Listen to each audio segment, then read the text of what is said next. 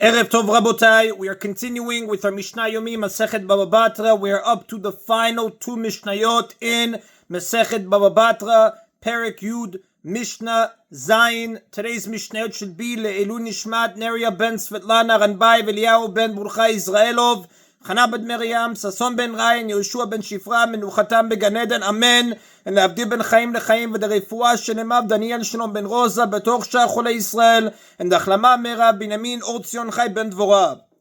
In the previous Mishnah, we learned that according to Rabbi Yossi, a borrower who repays part of a loan has to bear the inconvenience of keeping his receipt safe due to the fact that he does not have the money to repay the entire loan at once.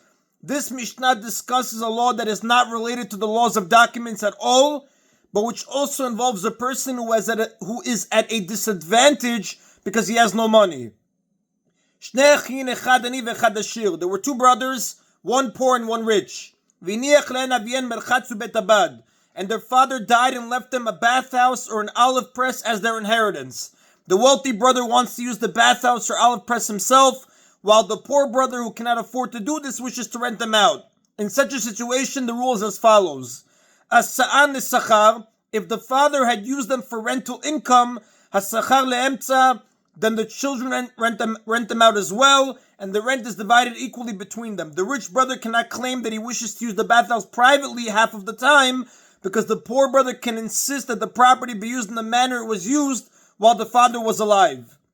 As-sa'an la'atzman, however, if the father had not rented them out, but rather had used them for himself and his family, harei ha'ashir omer la'ani, then the rich brother can say to the poor one, Kach lach avadim v'irchatzu b'merchatz. If you want to use the bathhouse, buy yourself servants to bring wood and build fires to heat water and wash in the bathhouse. Kach lach zitim ubo va'asem bevet abad, or buy yourself olives and come and crush them in the olive press. The poor brother cannot demand that the property be rented out because the rich brother can claim that he has the right to use the property privately in the same way that the father used it, and even though the poor brother does not have the funds to use the property in this way, he cannot stop the rich brother from doing so. Although we learn in the first chapter that either partner in a property that is too small to divide can force the other partner to either sell him the whole property or buy him out, the Gemara there on page 13b explains that in our case, the poor brother cannot force the rich brother to buy a share, because this rule applies only when the partner wishes to dissolve the partnership, can offer both options. In this case, however, since the poor brother does not have the money to buy his brother's share, he cannot force his brother to buy his share. However, the poor brother can sell his share to someone else, who can then either use the property along with the rich brother or come to an agreement with him to dissolve the partnership, as the Rambam writes in the Ilchot Shchenim, chapter 1, halakha 2. The Mishnah now returns to the subject of loan documents, dealing with laws that apply to the unusual case of two people living in the same city who have identical names and whose fathers' names are also identical.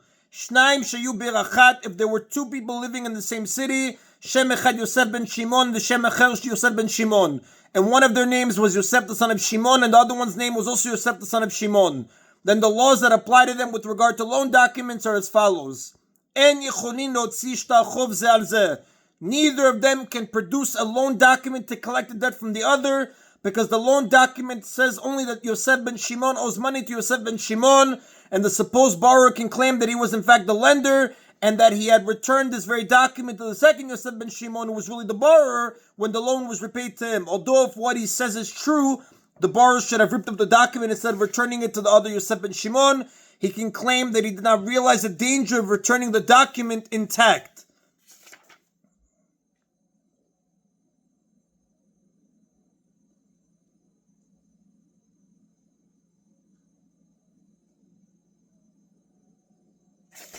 Since there is no way to tell from the document which Yosef ben Shimon was the borrower and which was the lender, the document is useless. Now the Mishnah below will explain how loan documents should be written to avoid this problem.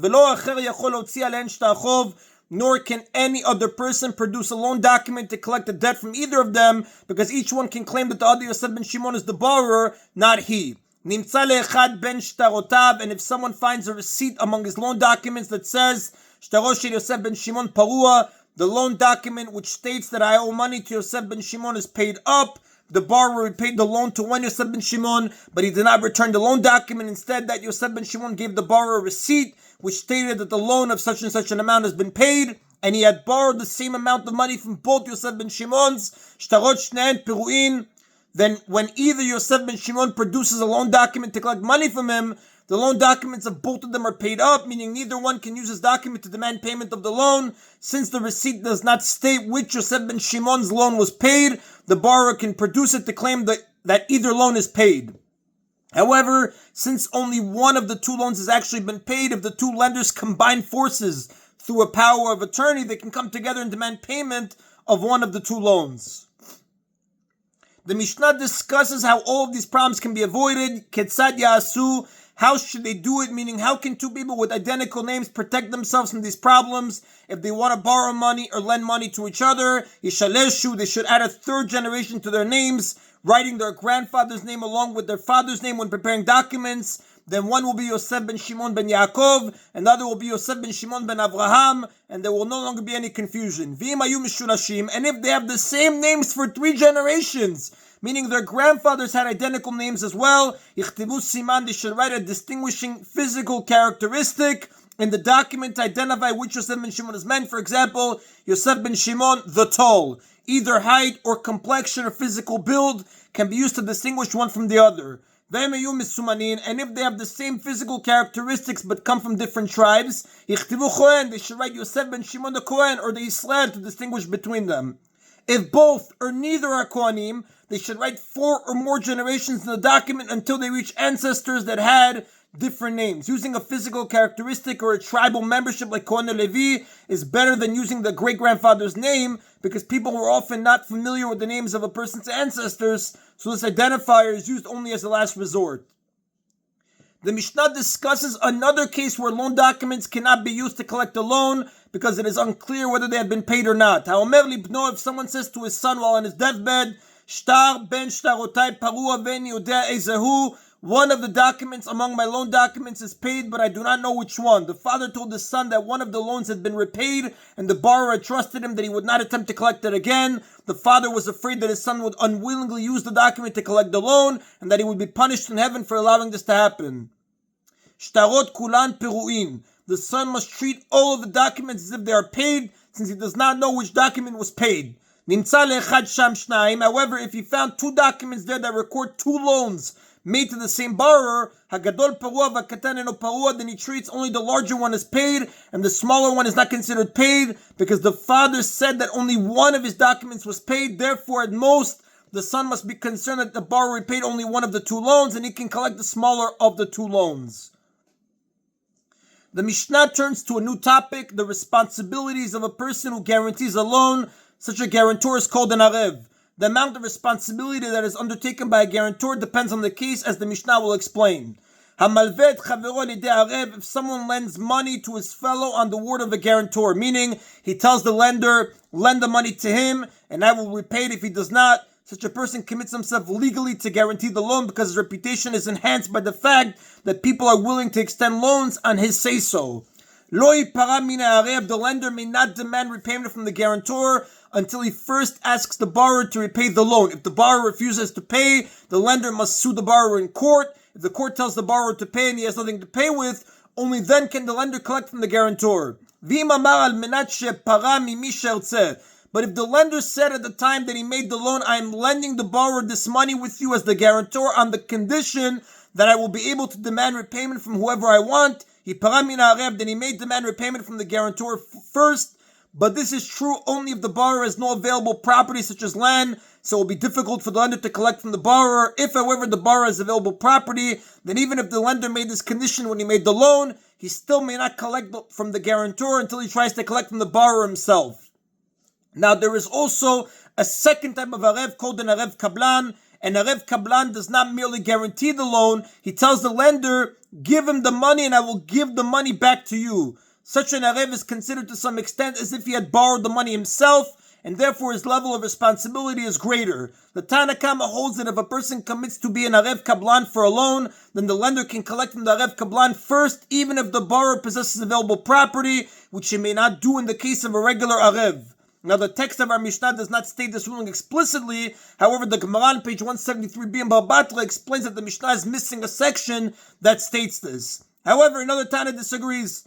Rabban Shimon ben Gamliel Omer, Rabban Shimon ben Gamliel says, Im yesh nechasim lalover, if the borrower has available property such as land, benkach u benkach lo yipara min ha'arev. Then both in this case of a regular arev and in this case of a arev kablan, the lender may not collect from the guarantor first.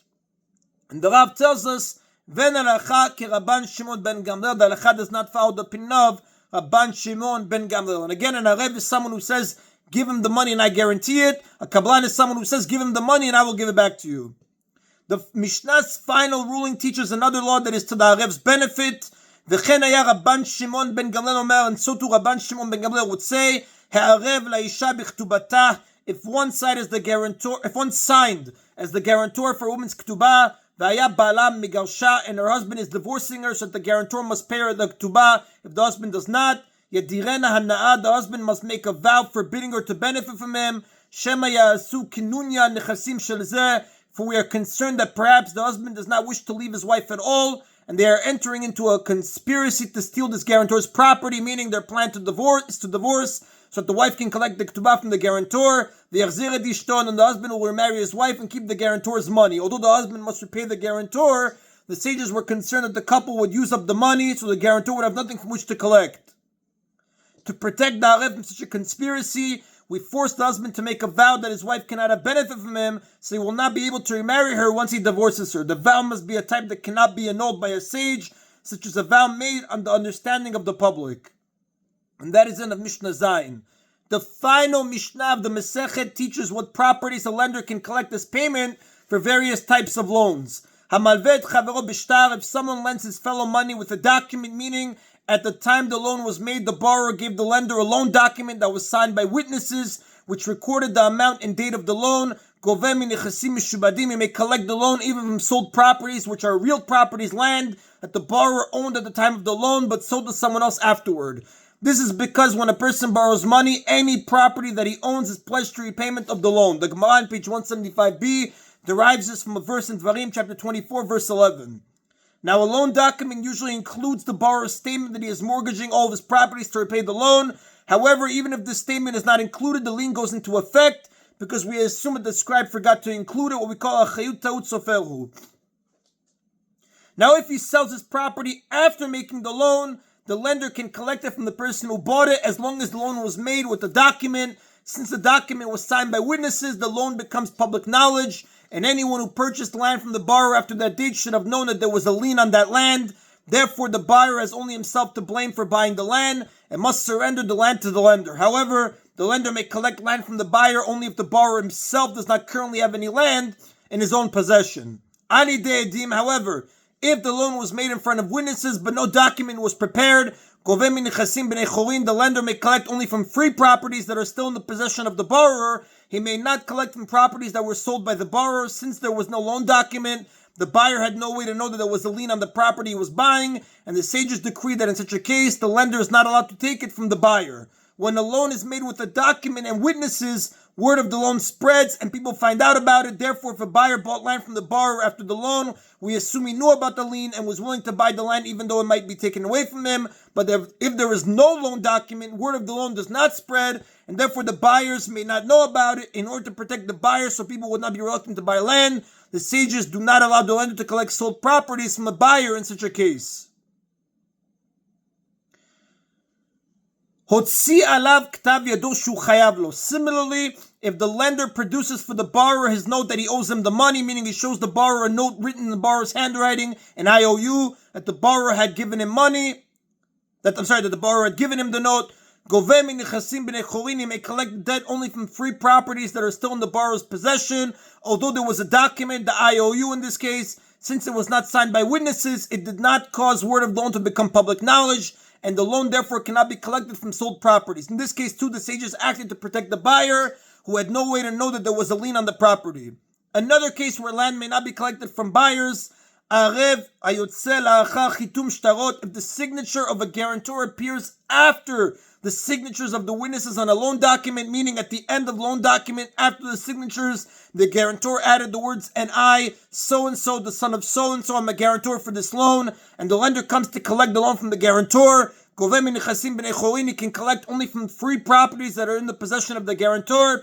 Even though the loan itself was recorded in a document with witnesses, the obligation of the guarantor, which appears after the witnesses' signatures, is considered to be only a verbal obligation, since the witnesses did not attest to it. When a guarantor guarantees a loan before it is made, his obligation is written into the document itself before the witnesses' signatures. In such a case, the lender may collect from property sold by the guarantor, because word of the guarantee would spread along with the word of the loan. But when the guarantee is not within the body of the document, it is no better than an IOU. Therefore, buyers of the guarantor's properties may not have been aware of this obligation, and the lender cannot collect from them. Now, the Mishnah relates that such a situation actually happened, and two Tanaim disagreed as to what the law is in such a case. Ma'aseh ba lifnei Rabbi Ishmael, an actual incident came before Rabbi Ishmael for judgment, where the pledge of the guarantor appeared in the loan document after the signatures of the witnesses. And he ruled that the lender could collect only from the free properties of the guarantor, as the first Tana of the Mishnah stated. Amar lo Ben Anas, but Ben Anas said to him, "Eno goveh lo min nechasim mishubadim v'lo min nechasim bnei chorin." No, the lender may not collect from the guarantor at all, neither from his sold properties nor from free properties that the guarantor possesses. The guarantor is not obligated to repay the loan at all. Ben Anas' reasoning will be explained by the Mishnah. Amar lo lama, Rabbi Ishmael said to him, "Why do you rule this way?" Amar lo, Ben Anas replied to him, "Harei hachonek et echad bashuk." Consider, if someone was strangling a person who owed him money in the street because he was not repaying him money that he owed, and his friend found him there and said to the creditor, "Leave him alone and I will pay you the money." Patur, the guarantor is exempt, meaning he has no obligation to pay. Shelo al emunato hilvao, because it was not due to trust in the guarantor that the creditor lent him the money. Ben Anas holds that since the loan was not made and the guarantor say so, his pledge to repay the loan does not legally obligate him to do so. According to Ben Anas, the guarantor spoke up only to save the person that was being strangled, but he did not really intend to obligate himself to repay the loan. In the case of a guarantor whose pledge appears after the witnesses' signatures as well, since the loan was made within the guarantor's pledge, he is not obligated to repay the loan at all. Ben Anas explains when, in his opinion, a guarantor is obligated to repay the loan. Ela eizeu arev shu chayav, rather, which guarantor is liable to repay a loan? Halveu v'ani noten la chayav, one who says, "Lend him the money and I will give it to you," if he does not repay the loan, he is liable to repay the loan. Sheken al emunato ilvao, because it was on his say-so that the lender lent the money to the borrower. The guarantor legally obligates himself to repay only when it was his pledge that actually caused the lender to grant the loan. And Rabbi Ishmael praises Ben Anas. Amar Rabbi Ishmael said, "Harotzeh sheichkim ya'asok b'dinei mamonot." The one who wishes to become wise should study monetary laws. She'en lach miktzor b'Torah gadol mehen, because there is no area of the Torah that is greater than they. She'en kemayan hanoveh, for they are like a bubbling spring. No other branch of Torah law requires as much reasoning and analysis as does monetary law. Also, while a judge can simply rule stringently if he is not sure whether something is permitted or forbidden, in monetary cases he does not have that luxury, as ruling stringently for one person will mean ruling leniently for the other. Therefore, final determination must be reached in every monetary case as to which side is correct.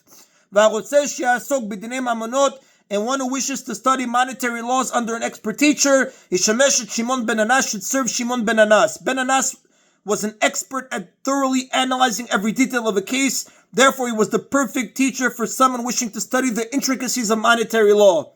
Now, although Rabbi Ishmael praised Ben Anas, the halakha in their dispute follows Rabbi Ishmael, and a guarantor whose pledge appears after the signatures of the witnesses on a loan document is legally obligated to repay the loan. However, since the loan was not made on his say-so, such a guarantor is obligated only if he performs a kinyan to formalize his obligation. A guarantor who pledges to repay before the loan is made, by contrast, is obligated even if no kinyan was made. And that is the Rabotai of today's Mishna Yomi. That is the end of Mishnah Masechet Bava Batra. Chazak u'baruch and Mazal Tov. Baruch Adonai Leolam. Amen v'amen.